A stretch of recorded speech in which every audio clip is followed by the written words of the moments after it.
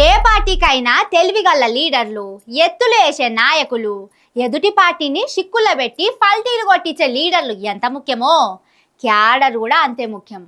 కార్యకర్తలను ఏ పార్టీ కాపాడుకుంటుందో ఆ పార్టీ గట్టిగా ఉంటుంది. అగో అదే చేస్తున్నాడు మన మాజీ మంత్రి BRS party working president KTR. స్థానిక సంస్థల ఎన్నికలు ముందున్నాయి కాబట్టి వాళ్లకు మంచి ఎనర్జీ ఇచ్చే కార్యాలు చేస్తున్నాడు. వస్తారు మళ్ళా దగ్గరికి, అన్న అంటారు, బావ అంటారు, బామ్మడిది అంటారు, అల్లుడు అంటారు, తమ్మి అంటారు, దండం పెడతారు. గ్యారంటీ కార్డులు వంచిండ్రా ఇదివరకు మీ కాడ? ఒక్కటన్నా గ్యారంటీ అయిందా? ఒక్కటన్నా అయిందా కనీసం? రేపు జెడ్పీటీసీ, ఎంపీటీసీ, సర్పంచ్ ఎలక్షన్లు వస్తున్నాయి. ఎట్లనైతే సాయిలన్న బట్టలు వాళ్ళు ఇప్పిండ్రో వాళ్ళ బట్టలు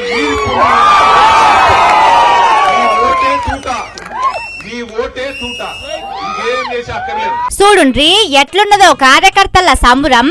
వార్డు మెంబర్ నుంచి మొదలు పెడితే జిల్లా పరిషత్ చైర్మన్ దాకా బీఆర్ఎస్ పార్టీ సత్తా ఏందో చూయించాలే. ఎసొంటి మోసగారి మాటలు చెప్పి మన ఓట్లు దొబ్బి గద్దెని ఎక్కి ఆగం చేస్తున్నారు. అదే ఓటుతోని బుద్ధి చెప్పాలే, బట్టలిప్పినంత పని చేయాలి అన్నట్టు చెప్పిండు. ఏప్రిల్ 14 నాడు కామారెడ్డి జిల్లాల ముదం సాయిలు అనే ఓ దళిత లీడర్ ను కాంగ్రెస్ సర్కార్ పోలీసులు అవమానించిండ్రు. ఒంటి మీద బట్టలూసిపోయినా ఆగకుండా పోలీస్ జీపులకు బలవంతంగా ఎక్కించిండ్రు. అగో ఆ అన్నకు ధైర్యాన్నిచ్చేతానికి కామారెడ్డిలా ఆత్మగౌరవ గర్జన అనే కార్యాన్ని పెట్టిండ్రు. అక్కడి పోయిన కేటీఆర్ హిగో గిట్ల మాట్లాడిండు. అంతకు ముందు ముదం సాయిలు అన్నను ఘనంగా సన్మానించిండ్రు. మెడల దండ వేసి శాల్వ గప్పి సన్మానించిండ్రు. పోరాటం చేసేటోళ్లకు ఈ కేటీఆర్ ఎప్పటికీ అండగా ఉంటాడన్నట్టు ఆలింగనం చేసుకున్నాడు.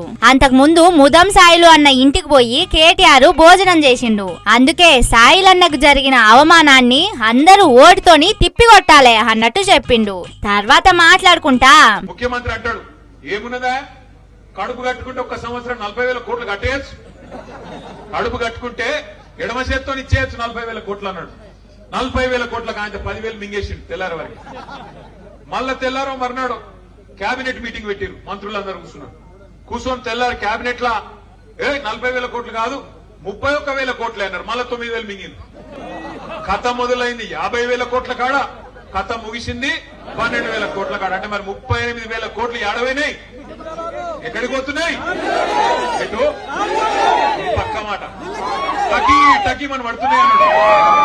టకీ టకీమని టకీ టకీమని ఒక రాహుల్ గాంధీ ఖాతాలో మాత్రం జోరుదారు 50,000 ఇయ్యాలే రుణమాఫీకి అని మొదలుపెట్టి 12,000కు తీసుకొచ్చిన ఘనత రేవంత్ రెడ్డికి ఇయ్యాల్సిందే అన్నట్టు చెప్పిండు. మూటలు ఎటు పోతున్నాయో, ముళ్ళలు ఎవలెత్తుకపోతున్నారో కేటీఆర్ కాదు బీఆర్ఎస్ కార్యకర్తలే చెప్తున్నారు. అట్లనే తెలంగాణలో గురుకులాల పరిస్థితి ఎంత ఘోరంగున్నది, సర్కారు మర్యాదలు ఇంకే తీరుగా ఉన్నాయనేది చెప్పిండు. ఇనుర్రి మన గురుకులాల్లో మన పిల్లలకు విషం పెడుతున్నాడు రేవంత్ రెడ్డి. 100 మంది పిల్లలను బలి తీసుకున్నాడు ఇప్పటికే. కానీ ఆయన మాత్రం ఏమ్లాడపోతే ఏమ్లాడ గుడికి పోతే రేవంత్ రెడ్డి పెట్టిన బువ్వ తిన్న బువ్వ ఖర్చు ఎంతో తెలుసా? ప్లేటుకు 1,35,000 రూపాయలు. ఏం తినిపాడో నాకైతే తెలియదు. బంగారం తినడా వాడు, వెండి తినడా? ఒక ప్లేటుకు 1,35,000 అట.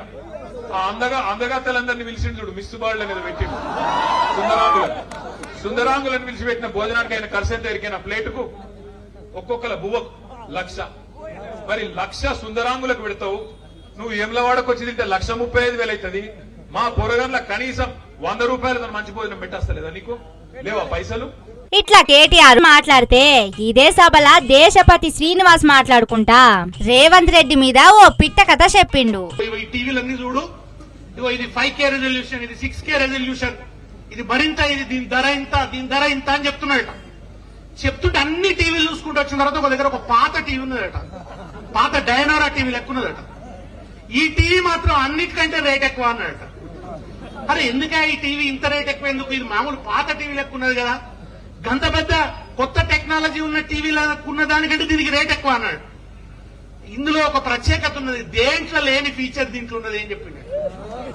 ఏందా ఫీచర్ అని అడిగిందట. బ్రహ్మాండమైన ఫీచర్ అది, తెలంగాణ ప్రజలందరూ కోరుకుంటున్న ఫీచర్ అన్నట.